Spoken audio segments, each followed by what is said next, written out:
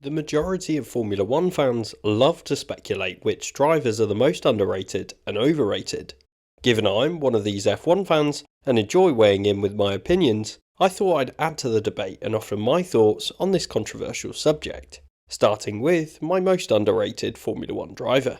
Let's have a look. My name's Andy and this is Behind the Drive. This video will look at my 3 most underrated drivers on the F1 2021 grid. And then, at the end of the video, I'll decide who will come out on top, so make sure to stay tuned to the end of the video to find out my verdict, and if you enjoy the video then leave it a like. And while you're there, make sure to check that you're subscribed to Behind the Drive with notifications on to be the first to know when I upload a new video. Antonio Giovinazzi. First up on my list is Antonio Giovinazzi. The Italian driver is in his 3rd full season in Formula 1, and I'm going to be brutal here, but he hasn't exactly set the world alight.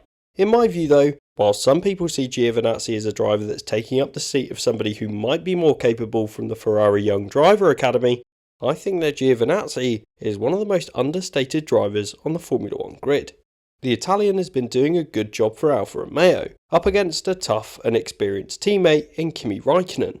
As a backmarker team, the Swiss setup have, over the last few years at least, been looking to finish 8th in the championship, beating Williams and Haas, and they've been doing so successfully.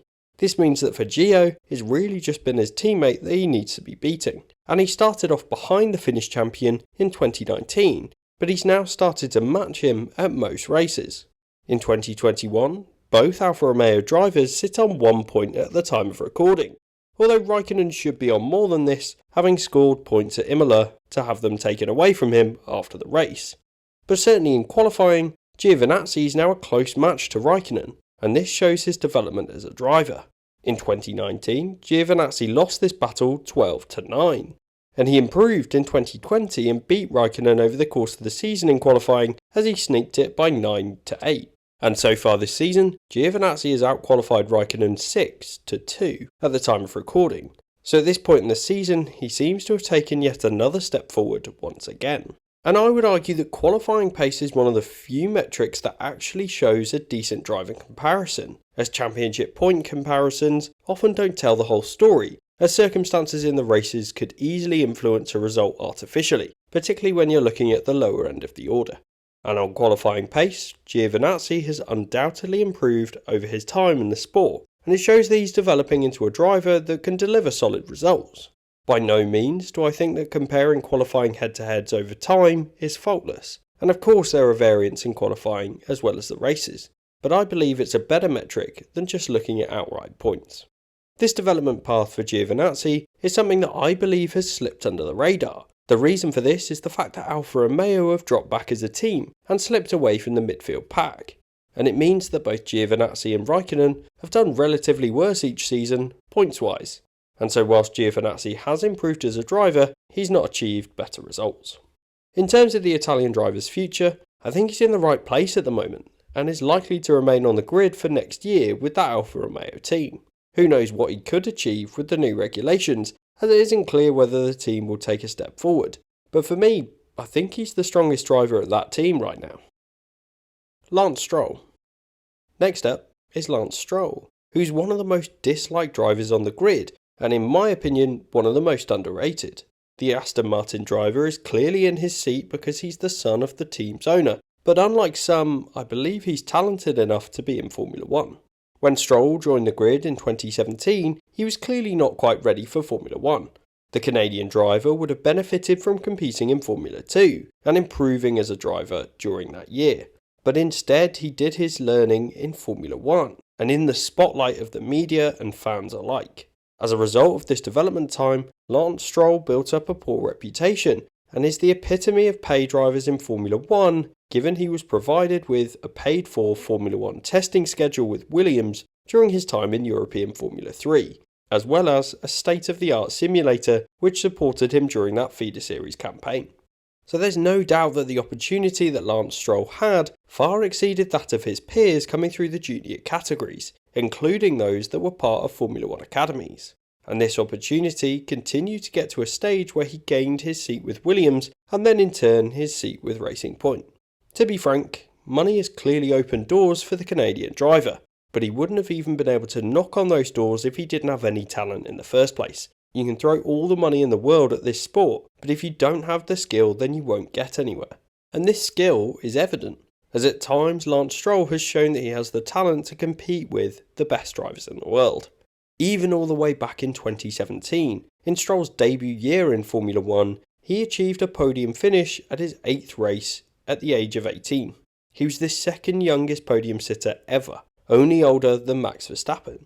You simply don't achieve these kind of results without having some serious skill. And admittedly, he wasn't particularly consistent throughout that season, but not many drivers are in their debut year, and it's worth considering the fact that he jumped into a Formula 1 car straight from Formula 3, so he did need the time to find his feet in the sport. After a tricky season in 2018, where the Williams team did take a step backwards, Stroll made the move to Racing Point for 2019, where he showed glimpses of brilliance but was ultimately a bit disappointing and a step behind his more experienced teammate Sergio Perez. Again, consistency was his Achilles heel throughout these years, but also the cars he was driving weren't on the pace of his 2017 Challenger. And then you get to 2020, where the Racing Point car was probably the third fastest on the grid, and in the first half of that season, Lance Stroll was on top form. He was on a streak of 7 points finishes in a row, including a third place at the chaotic Italian Grand Prix in Monza. But his season went off the rails as he suffered a tyre failure at Mugello, followed by a series of other retirements and a withdrawal from the Eiffel Grand Prix due to contracting COVID. It was a disappointing end to what could have been a great season for the Canadian driver, but not all of his retirements were in his control. And at the same time, Stroll's most notable achievement in the sport also came during the 2020 season, as he put his Racing Point car on pole in Turkey in one of the most exciting qualifying sessions of that year. It was another in a decent string of performances in the wet, which tends to bring the most skillful drivers towards the front of the order. He did well in that race as well, only to fall back with an issue with his car following the pit stops.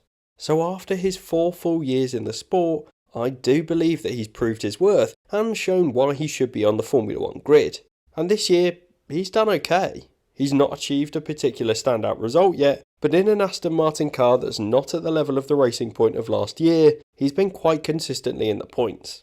But there is no doubt in my mind that Stroll is underrated on average because of his pay driver reputation. Esteban Ocon. The final name to add to the underrated drivers in Formula 1 right now is Esteban Ocon. The French driver has just received a contract extension with Alpine, and so his position on the grid is secured for the next few seasons at least. But there are many people out there who don't believe he deserves the seat that he's in, and I can't see why. Ocon joined the sport through the Mercedes Young Driver program in 2016, racing for Manor in the latter stages of that season. He then moved to Force India for 2017, where he really started to make his mark in the sport. He scored points at all but 2 of the races during that year, and he was right on the heels of his more experienced teammate in Sergio Perez. The pair's battles on track were heated as the team cruised to the best of the rest spot that season. He stayed put for 2018, where the Force India / Racing Point team had a turbulent year, including the bankruptcy and takeover by Lawrence Stroll halfway through it. Ocon ended that season in 12th in the championship and suffered 5 retirements over the course of that year. But his reputation remained strong in the sport, and there was absolute outrage over the fact that Lance Stroll moved to that team and left the Frenchman without a spot on the grid in 2019. And after his 4 sabbatical year, he rejoined the sport in 2020, racing alongside Daniel Ricciardo at Renault. And to put it bluntly, he was comfortably beaten by the Australian driver, as Ocon struggled to find his feet again in Formula 1. The fact that Esteban Ocon was so far away from Daniel Ricciardo put his positive reputation in the sport at risk, and for some, he wasn't deserving of being on the Formula 1 grid at all. But towards the end of the 2020 season, Ocon did put in Renault's best performance of the year, as he came home second at the Sakhir Grand Prix, the driver's first ever podium in the sport. Ocon's reputation was built on the consistency that he displayed in 2017, but he struggled to replicate that with Renault in a season where he suffered 4 retirements.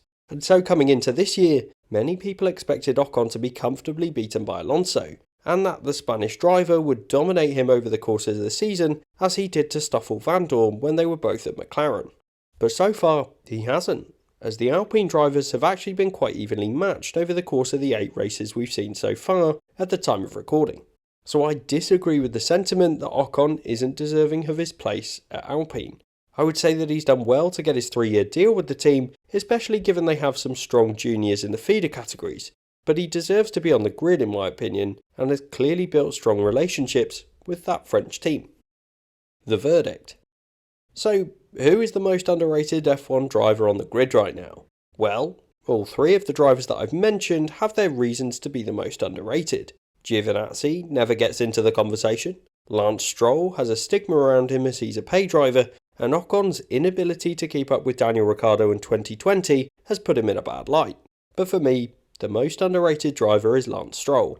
He was absolutely put into Formula 1 before he was ready, but he's developed and matured as a driver since joining the grid, and I think that this hasn't been acknowledged by enough Formula 1 fans. I could have missed the mark, and maybe people are starting to agree that he's deserving of his seat, but let me know your thoughts in the comments and what you think about these 3 drivers, and who else is underrated on the F1 grid. If you've enjoyed the video and watched this far, then make sure to hit the like and subscribe button. I've got loads more content to come, so make sure you stay tuned.